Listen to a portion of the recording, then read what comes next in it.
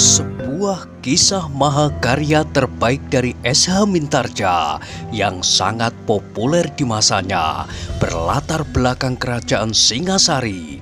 Dengan bangga kami persembahkan kepada sahabat Permata TV tercinta semuanya dengan judul Kisah Pelangi di Langit Singasari. Pada kesempatan yang sangat baik ini, kita masuk pada episode yang ketiga. Selamat menikmati. Pada episode sebelumnya telah diceritakan, Mahesa Agni menundukkan wajahnya, ditatapnya ujung kakinya berganti-ganti, seakan-akan ia sedang menghitung setiap langkah yang dibuatnya. Kembali menjalar di benaknya beberapa macam pertanyaan yang kadang-kadang sangat aneh baginya. Tiba-tiba teringatlah ia kepada trisula di tangannya. Ya, di tangan kirinya masih digenggamnya tangkai trisula yang terlalu kecil baginya.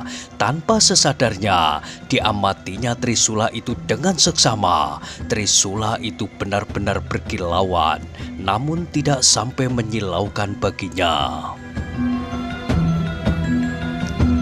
Mahesa Agni terkejut ketika didengarnya gurunya berkata, "Agni, cerita tentang trisula itu sama anehnya dengan cerita tentang orang buruan itu." Agni mengangkat wajahnya, sekali lagi dipandangnya wajah gurunya, wajah yang sepi hening. "Trisula itu adalah hadiah dari Siwa," Empu Purwa meneruskan. Memang cerita itu aneh bagi Mahesa Agni, karena itu ia menjadi heran. Kekasih Brahma yang hampir setiap saat menjalankan kejahatan dan senjata hadiah Siwa di tangannya. Adakah dengan demikian berarti bahwa membenarkan segala macam kejahatan itu?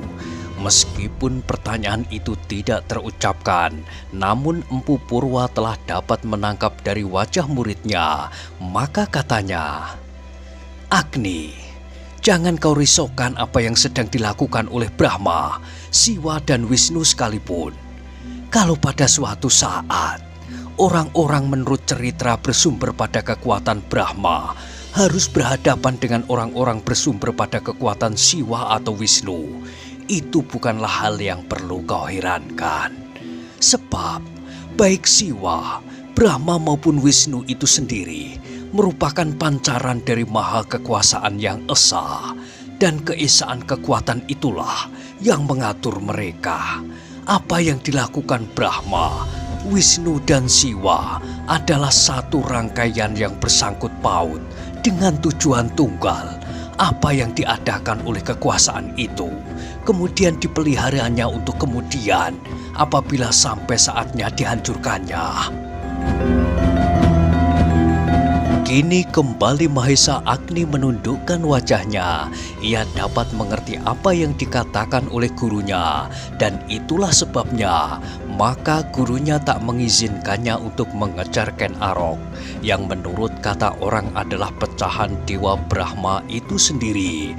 Kemudian gurunya itu tidak berkata-kata lagi. Mereka berjalan saja menembus malam yang gelap dingin, dan setapak demi setapak mereka mendekati rumah mereka, Desa Panawijen.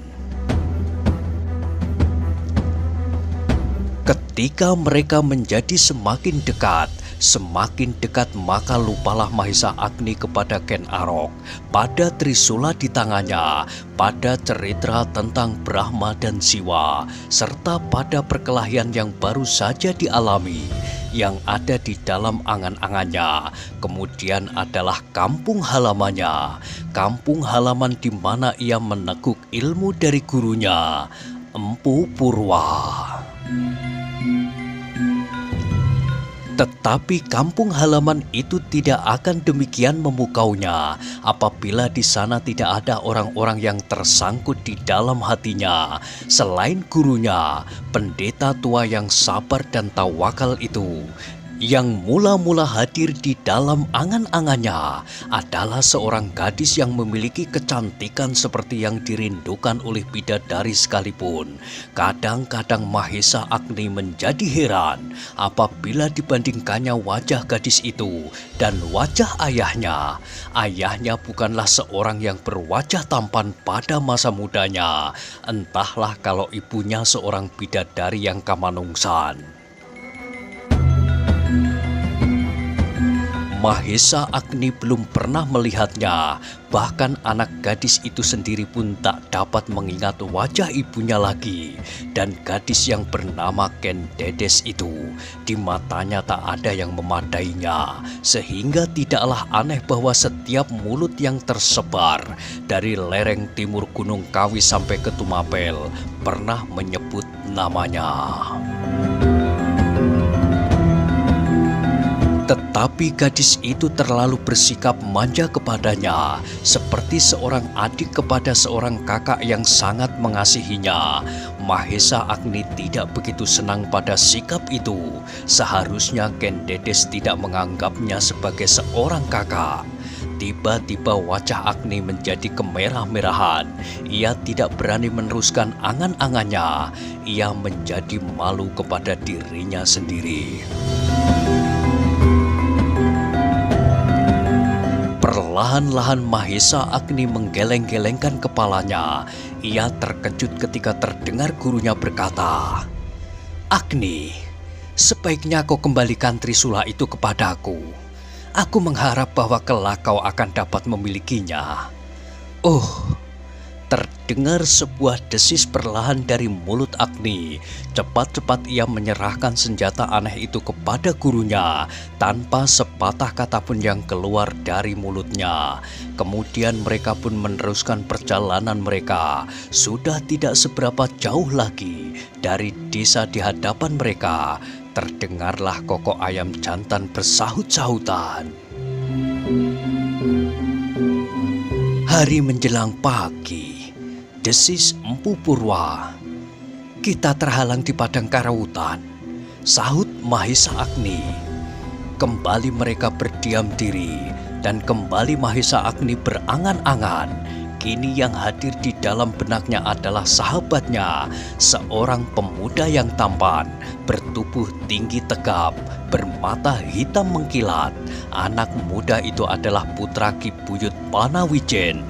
Hampir setiap hari Mahesa Agni bermain-main bersamanya, menggembala kambing bersama, bekerja di sawah bersama, saling membantu seperti kakak beradik yang rukun. Mereka berdua mempunyai banyak persamaan tabiat. Keduanya senang pada pekerjaan mereka sehari-hari. Keduanya bekerja di antara penduduk Panawijen yang rajin, menggali parit, membuat bendungan di sungai, dan membersihkan jalan-jalan desa, memelihara pura-pura, dan segala macam pekerjaan.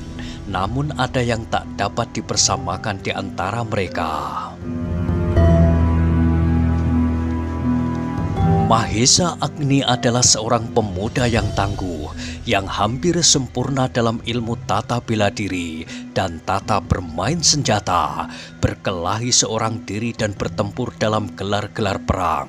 Sedangkan Wiraprana, anak muda putra Ki Buyut Panawijen, adalah seorang anak muda yang tak banyak perhatiannya pada ilmu tata bela diri, meskipun dipelajarinya serba sedikit dari ayahnya.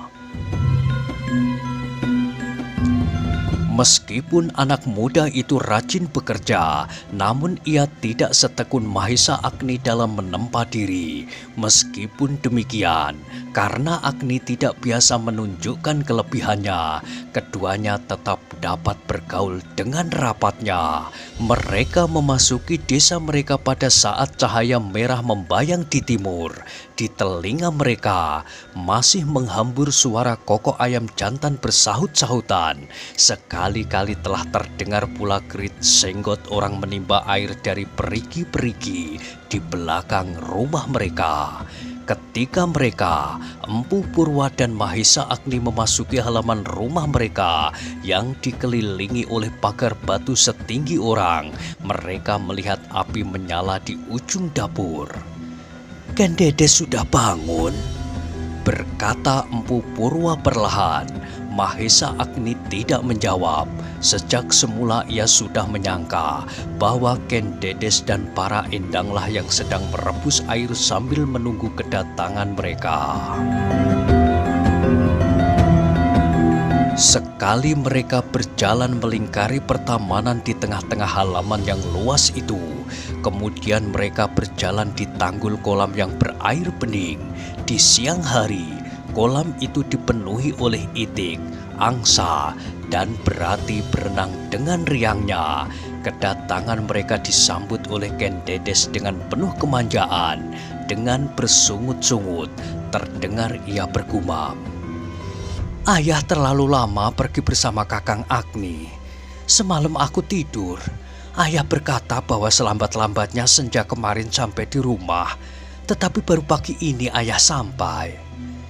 "Agni kerasan di Tumapel," jawab Empu Purwa. "Ah," desah Ken Dedes, "barangkali gadis-gadis Tumapel menahannya." Mahesa Agni tersenyum kemalu-maluan. Ia tidak mau disangka demikian, namun ia tidak dapat mengatakan keadaan yang sebenarnya di Padang Karautan. Karena itu ia menyahut, "Aku berburu kelinci di Padang Karautan." Ken Dedes mengerutkan keningnya. Katanya, "Ayah melewati padang rumput itu?" Empu Purwa mengangguk. "Tidakkah ayah takut kepada hantu yang sering menghadang orang di padang rumput itu?" desak Ken Dedes. Sekali lagi Empu Purwa menggeleng. Katanya, "Tak ada hantu di sana. Yang ada adalah kelinci-kelinci dan anak-anak rusa." Ken Dedes tidak bertanya lagi, tetapi wajahnya nampak bersungguh-sungguh. Tiba-tiba Ken Dedes melangkah maju mendekati Mahesa Agni. Ditatapnya sesuatu pada wajah anak muda itu. "Kenapa wajahmu, Kakang?" bertanya Ken Dedes kemudian sambil meraba pipi Mahesa Agni. Baru pada saat itu, Mahesa Agni merasa wajahnya nyeri. Sebuah jalur kemerah-merahan membujur di wajahnya, di samping noda yang kebiru-biruan. Sekilas terasalah tangan hantu karautan menghantam wajahnya itu pada saat ia berkelahi. "Pipiku tersangkut dahan pada saat aku merunduk menangkap kelinci," jawab Agni. Meskipun Ken Dedes tidak bertanya lagi, namun tampaklah kerut-kerut di keningnya sebagai pertanyaan hatinya. Kemudian tanpa disengajanya, Ken Dedes mencibirkan bibirnya. Sesaat kemudian mereka telah duduk menghadapi minuman hangat. Air daun sereh dengan gula aren telah menyegarkan tubuh mereka. "Kau terlalu lelah, Agni," berkata Empu Purwa. "Beristirahatlah." Sebenarnya lah bahwa Agni terlalu lelah. Perkelahiannya dengan Ken Arok telah memeras hampir seluruh tenaganya. Karena itu, ia pun segera beristirahat pula. Karena kelelahan itulah, maka ia pun segera jatuh tertidur. Betapapun lelahnya, namun Agni tidak dapat tidur terlalu lama. Sudah menjadi kebiasaan anak muda itu bangun pagi-pagi sebelum matahari melampaui punggung bukit-bukit di sebelah timur. Tetapi kali ini Mahesa Agni terlambat juga. Ketika ia membuka mata, dilihatnya cahaya matahari telah memanasi dinding-dinding ruangan tidurnya. Karena itu, segera ia bangkit dan segera pula dengan tergesa-gesa pergi ke belakang membersihkan diri. Ketika ia melangkah kembali masuk ke ruang dalam, Mahesa Agni terkejut mendengar sapa perlahan-lahan. "Kau kerinan, Agni?" Agni menoleh. Dilihatnya di sudut balai-balai besar yang terbentang di ruangan itu, Wiraprana duduk bersila, senyumnya yang segar membayang di antara kedua bibirnya. Agni pun tersenyum pula, jawabnya, "Aku terlalu lelah." "Kau baru pulang semalam?" bertanya Prana. "Bukan semalam," jawab Agni. "Pagi ini." "Lama benar kau pergi?" sahut Prana. "Sepekan," jawab Agni. "Selesaikan dirimu, kita pergi ke sawah. Kalau kau tidak terlalu lelah," ajak Wiraprana. Agni tidak menjawab. Segera ia membenahi diri. Sesaat kemudian mereka berdua telah turun ke halaman. Beberapa kali mata Agni mengitari seluruh ruangan dan halaman rumahnya untuk mencari Ken Dedes. Namun gadis itu tak ditemuinya. Ketika di halaman ia berpapasan dengan seorang cantrik, maka ia bertanya, "Kemana Ken Dedes?" "Ke sungai, Nger," jawab cantrik itu. "Apa yang dilakukan?" desa Agni.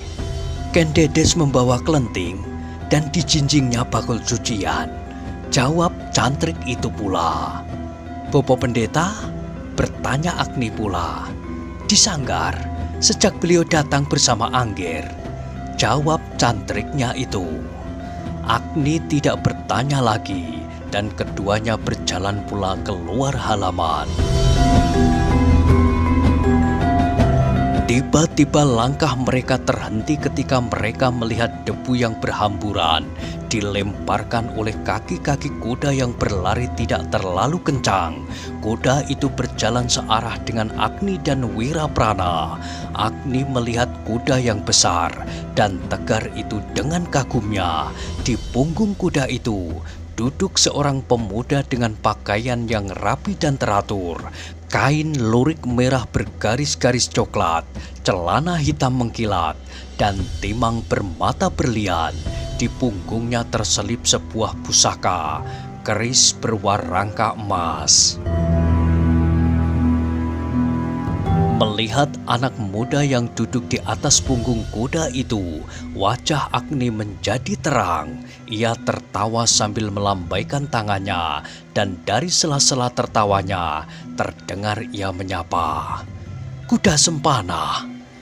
Wiraprana berdiri saja di tempatnya. Ia melihat Agni dengan bibir yang ditarik ke sisi.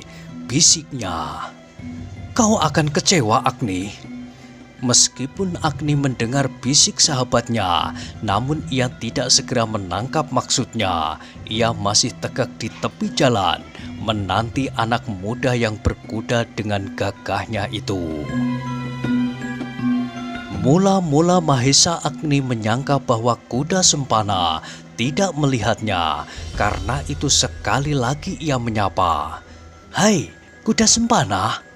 Anak muda yang bernama Kuda Sempana itu memperlambat kudanya, dilemparkan pandangannya ke arah Mahesa Agni. Namun hanya sebentar, ia mengangguk tanpa kesan. Kemudian ia melanjutkan perjalanan. Mahesa Agni mengerutkan keningnya.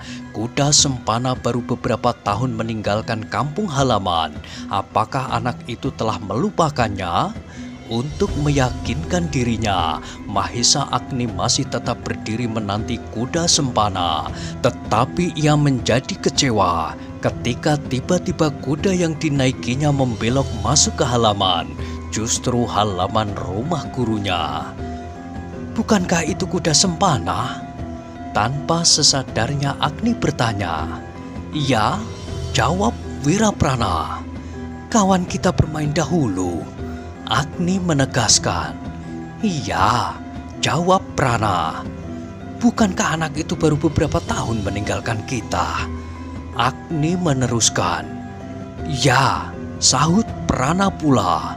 "Aneh," berkata Agni seperti orang yang menyesal.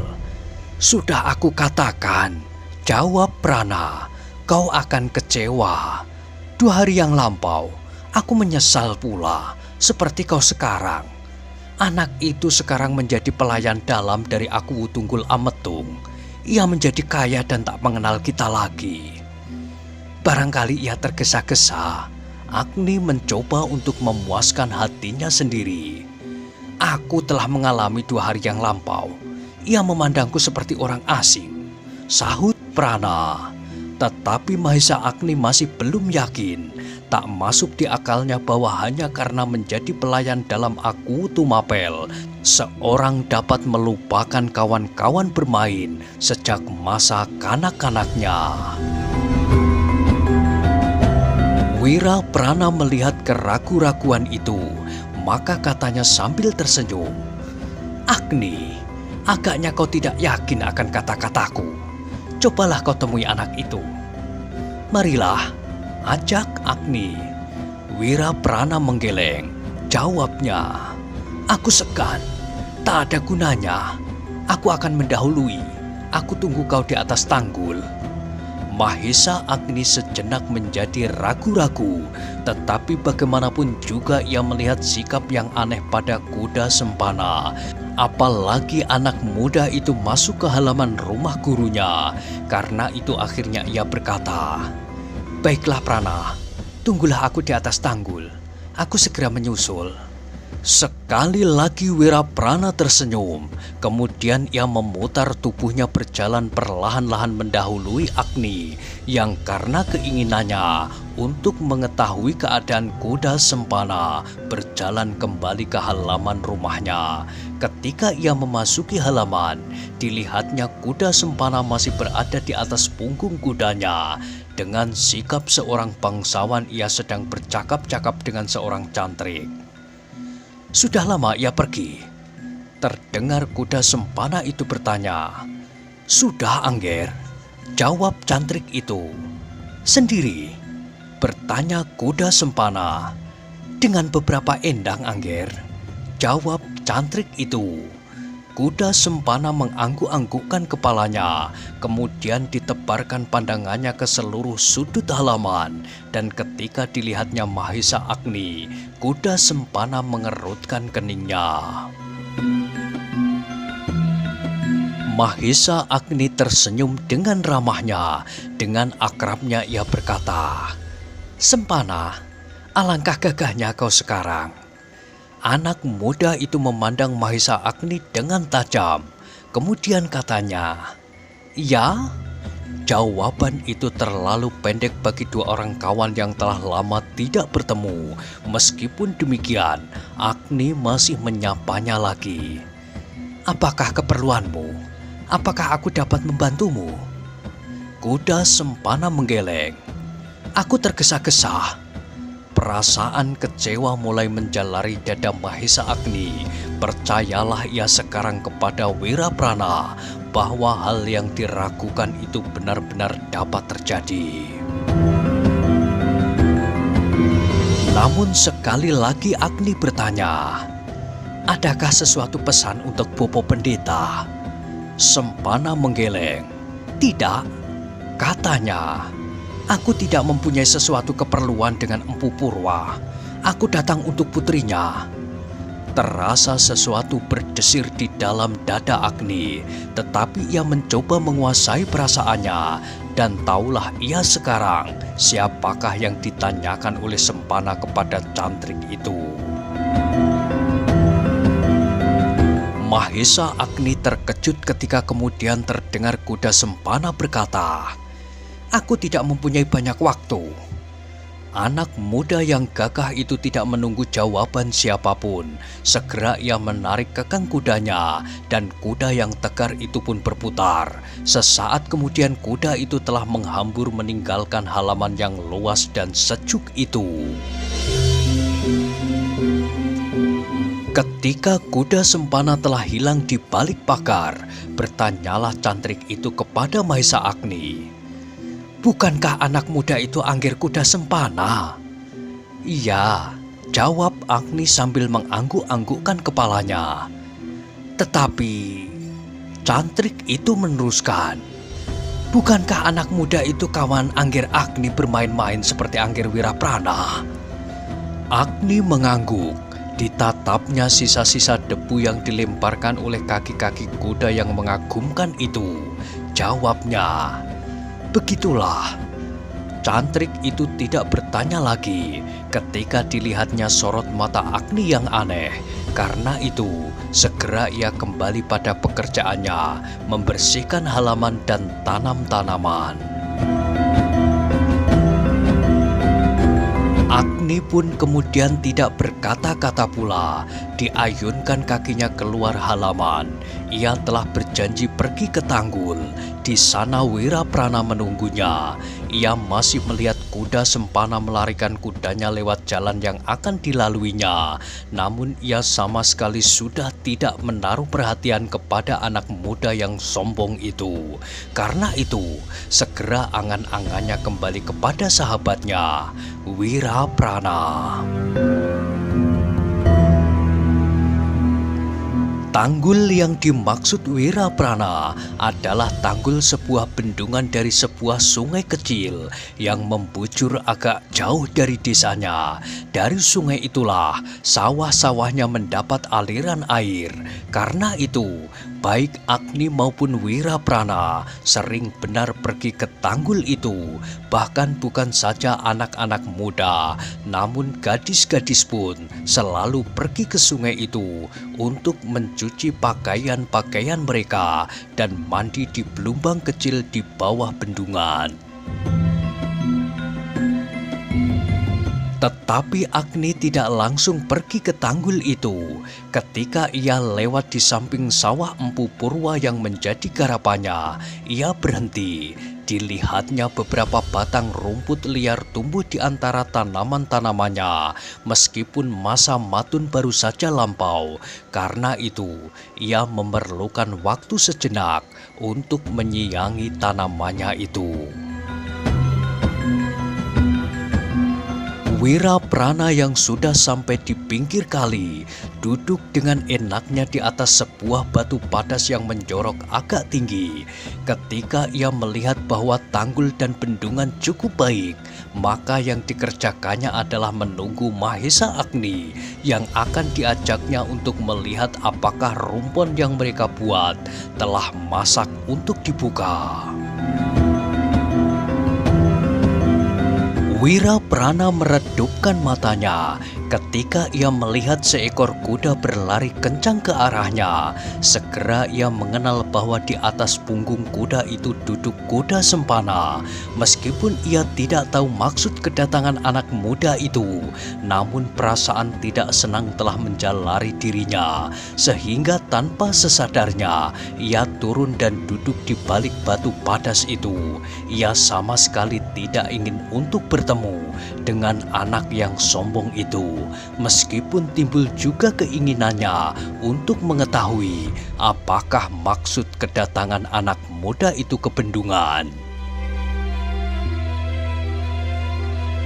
Ketika Wiraprana melayangkan pandangannya ke belumbang kecil di bawah bendungan itu, dilihatnya beberapa orang gadis sedang mencuci. Satu di antara mereka adalah gadis yang dikenalnya dengan baik, sebaik ia mengenal Mahesa Agni. Gadis yang namanya selalu disebut oleh hampir setiap pemuda di kaki Gunung Kawi itu. Gadis itu adalah Kendedes.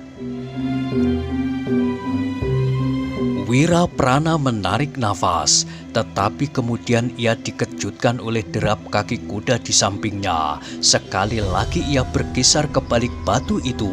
Ia benar-benar tidak mau bertemu lagi dengan kuda Sempana setelah hatinya dikecewakan 2 hari yang lampau. Tetapi didesak oleh perasaannya, maka dengan hati-hati ia mengintip apakah keperluan anak muda yang sombong itu. Ia menahan nafas ketika ia melihat Sempana berjalan hanya beberapa langkah di mukanya, kemudian membelok ke kanan, menuruni tebing sungai. Beberapa orang gadis yang melihat kedatangan anak muda itu menjadi heran. Mereka telah biasa melihat Wiraprana Mahesa Agni dan anak-anak muda dari desa mereka berada di atas tanggul bendungan itu. Namun anak muda dengan pakaian yang sedemikian lengkapnya adalah jarang mereka lihat. Tetapi ketika anak muda itu menjadi semakin dekat, tiba-tiba terdengarlah hampir bersamaan dari mulut gadis-gadis itu sebuah sapa yang riang. "Kuda Sempana!" Tetapi sapa itu sama sekali tak berbekas di wajah kuda Sempana yang seakan-akan telah membeku. Meskipun kemudian gadis-gadis itu menjadi riuh, namun Sempana sama sekali tak terpengaruh olehnya, sehingga akhirnya gadis-gadis itu pun menjadi heran dan berhenti dengan sendirinya. Tetapi di antara mereka, tampaklah Ken Dedes menjadi pucat. Tiba-tiba terasa tubuhnya gemetar seperti kedinginan. Ia melihat kedatangan kuda Sempana seperti melihat hantu. Bagaimanapun ia mencoba menguasai dirinya, namun tampak juga tubuhnya bergetar. Untunglah tak seorang pun dari kawan-kawannya memperhatikannya. Kuda Sempana kemudian berdiri tegak di tepi belumbang kecil itu. Gadis-gadis yang berada di hadapannya itu seakan-akan tak dilihatnya, selain seorang gadis yang dengan gemetar memperhatikan segala tingkah lakunya. Ken Dedes. Kemudian terdengar kata-kata itu meluncur dari mulutnya. Meskipun ia berdiri dengan garangnya, namun terdengar kata-katanya itu lunak dan lambat. Oleh kata-kata Sempana itu, maka gadis-gadis itu pun seperti terpikat oleh sebuah pesona, bersama-sama menoleh ke arah Ken Dedes yang kemudian menundukkan wajahnya. Ken Dedes sama sekali tidak menjawab sapa itu. Bahkan tubuhnya seraya menjadi lemas. Detak jantung di dadanya seakan-akan berdentang seperti guntur. Ketika sekali lagi ia mendengar anak muda itu memanggilnya, maka ditundukkannya wajahnya semakin dalam. Ken Dedes, berkata Sempana kemudian, "Aku tidak mempunyai waktu. Tinggalkan cucianmu sebentar. Ada sesuatu yang akan aku katakan kepadamu." Gadis-gadis yang lain pun saling berpandangan. Mereka memuji ketampanan kuda Sempana, namun mereka berteka-teki pula mengapa kuda Sempana menemui seorang gadis di pemandian. Sudah tidak adakah waktu yang lain? "Aku telah datang ke rumahmu, Ken Dedes," kuda Sempana meneruskan. "Tetapi kau tak ada. Karena itu aku terpaksa menyusulmu." "Kakang Sempana," akhirnya Ken Dedes terpaksa menjawabnya. "Tunggulah aku di rumah. Aku akan dapat membicarakannya dengan ayah dan Kakang Agni." "Marilah kita pulang bersama-sama," ajak Sempana. "Aku belum mandi," bantah Ken Dedes, "dan cucianku belum selesai. Bukankah hari masih terlampau pagi?" "Besok aku harus kembali ke Tumapel," sahut kuda Sempana. "Siang nanti aku akan berkemas. Seandainya kau bersedia." Sempana tak meneruskan kata-katanya. Ketika ia mendengar beberapa orang gadis menahan senyumnya, ditatapnya wajah gadis-gadis itu dengan tajamnya, sehingga gadis-gadis itu pun menjadi ketakutan dan menjatuhkan pandangan mereka ke atas pasir. Ken Dedes menjadi semakin gemetar. Ia tidak tahu apa yang akan dilakukan, tetapi pasti bahwa ia tak dapat memenuhi permintaan kuda Sempana. Nah, bagaimanakah kisah selanjutnya? Silahkan ikuti terus kisah Pelangi di Langit Singasari pada episode berikutnya. Sampai jumpa.